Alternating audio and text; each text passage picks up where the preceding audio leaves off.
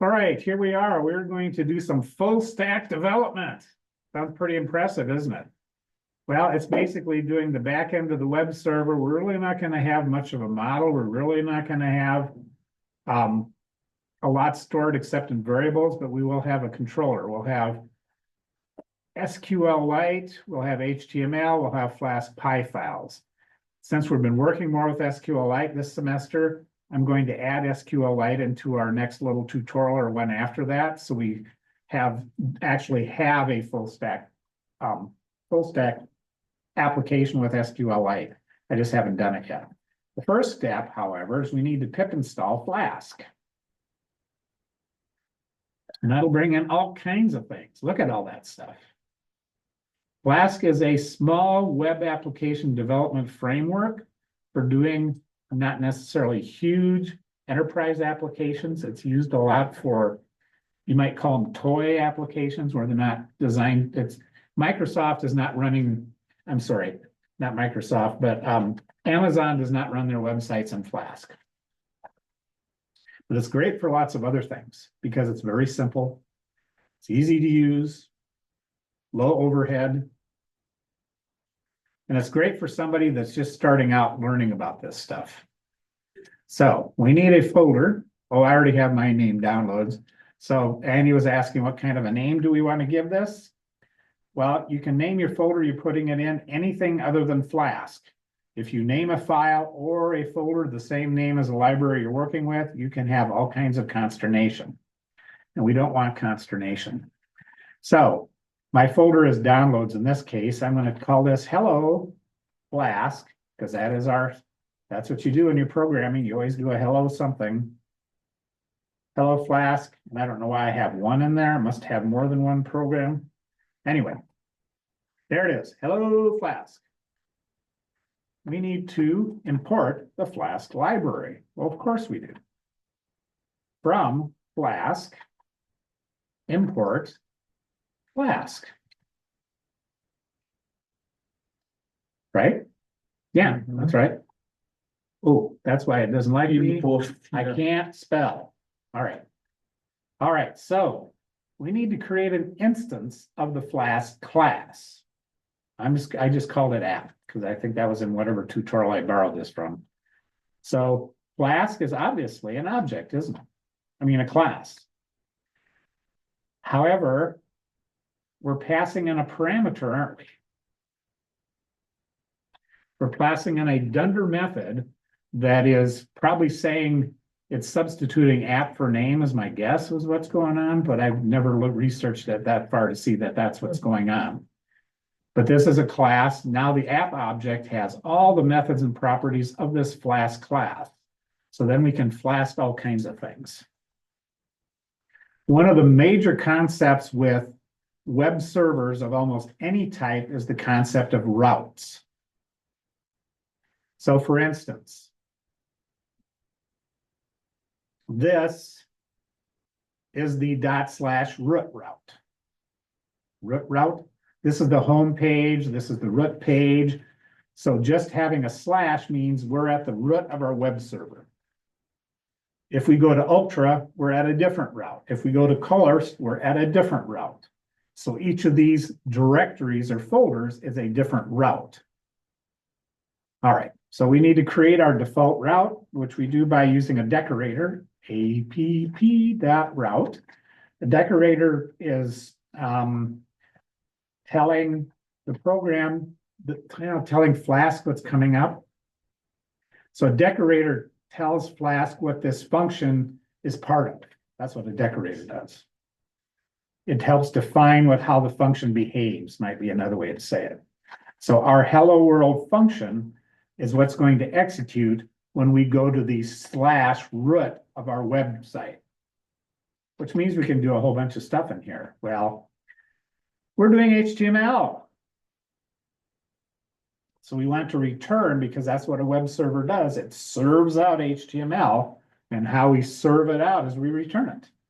And HTML is text. So there's a P paragraph. HTML needs open and closing tags.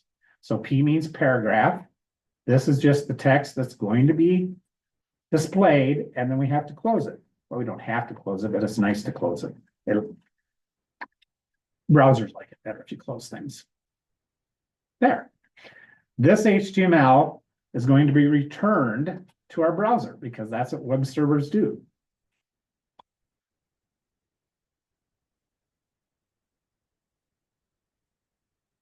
Whatever the browser is. This is what's returned when we go to the root of our website. Well, then we need to actually run, well, I don't know why I did the if main thing in here because we're not going to really use this as a thing. We can just do app.run. So run is a method of the Flask library that runs a development server. And it'll come up and say that this is a development server. Do not use it in a production environment. Use a blah, blah, blah, blah, blah, blah, blah. Yeah, Mike. Say, this is why actually we usually in Flask application in the bottom we paste if name equals main and run app, because if we use instead of debug server, if we use production one, it will run our model as a model is important imported, and it will not trigger that app run function. It will handle running Flask itself. And I've never done this except for the production server. I mean, yeah, for the debug server. Production server usually G unicorn, and I used it on my for my project. And with my ASP server, I did find something. I can't remember what it's called, but it will run Flask on an IIS server in Windows. Yeah, which is one of my projects to get that to work. Yeah, I have too many projects. Thank you, Mike. That was good to know. I didn't know that. There is our development server. And this is the IP address and port we want to go to. So this is the socket we're connecting to. If we do hold down our control key and click, just like you would in Word, there it is, hello world. And that's pretty much it for that part. We say hello world. Well, that's just really pretty boring. So we want to add more routes, or we could add more code to this, but we're going to add more routes. So we're going to add a by route. Yep, there we go. By. Bye, everybody. And so by adding routes, we're adding folders to our web server. app.route. So we define what the route or the folder is. It's a string. So now we're creating another folder to hold a function. Did I do that wrong? Yeah, it's a decorator, not a function. Say by. And we need a colon at the end. And then we need what we're going to return, which is HTML again. There we go. Bye.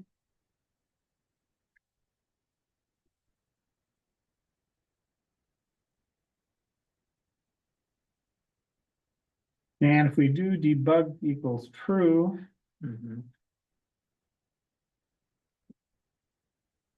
we can leave our debugging server running and it'll automatically reload the application. We don't have to run it each time, which is handy.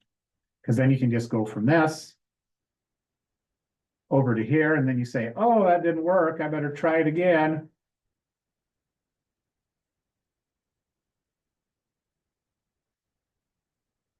Oh, I did that wrong, didn't I? Yeah, port should be inside. Yep, I put it in the wrong place. Give it to me again. So port. Oh, that's why. My numlock's off. Slash. There is a little colon instead of slash before the. Yep, thank you. Because that designates the port. Why is it thinking it's secure? HTTPS. Oh, it changed to S on me. Yep. Yeah. There, finally. If you type it in right, it works. And I'm hopefully had it typed in. Yes, I do. See, in my little directions, if I read my directions, there it is. There's that one, there's this one. You just add /by, and if I'd have done that the first time, we would have been finished. Well, you don't learn sometimes if you don't make mistakes. Now, this is fine, but this is like the 1980s when junior high kids were making their own websites and there was nothing active in it. We have active server pages going on here. I am going to stop it. So we want to be able to use variables because we have a web server, so we can have things happen on the back end. So we're going to do another route. Oops, I need the @ sign, app-route. We're going to make a hello /name route. Whoops, there it is. So that's a fancy thing that we're going to substitute in for to make that route whatever we want to make it based on the variable name. So hello _name. We're passing in a parameter. And we're passing it in right here on the website. I mean, on the browser side. And so then we're going to return a formatted string with H1, heading 1, that's the big heading. Hello. Now, isn't that nice? When you're writing web server scripting language in Python, it is just like Python. That is nice. See the same little curly things. I mean, it makes starting out in web development a lot easier for instead of learning a whole new thing, you can use. Yeah, I do have to learn HTML, but there's tutorials all over the place on HTML.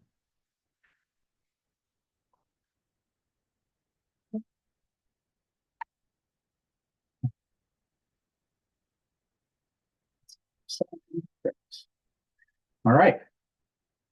So based on what the route is, and it should be route, not router. There is before the hello, I think the slash should be in the route. Yep, we have to say, we have to do an absolute path from the root of our web server. Thank you, Mike. All right, here we go again. Oh, I must have closed something. All right, let's go again. There it is. Now if I go out here.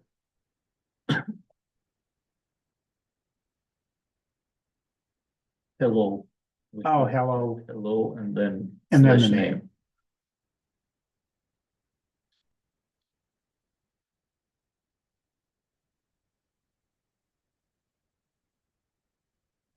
Yeah, here we go. Are you going to have people type this into the web server? No. You're going to use that programmatically in the background. And we can also use the string method, I think, capitalize or something. It will place the name with a capital letter. Mm-hmm.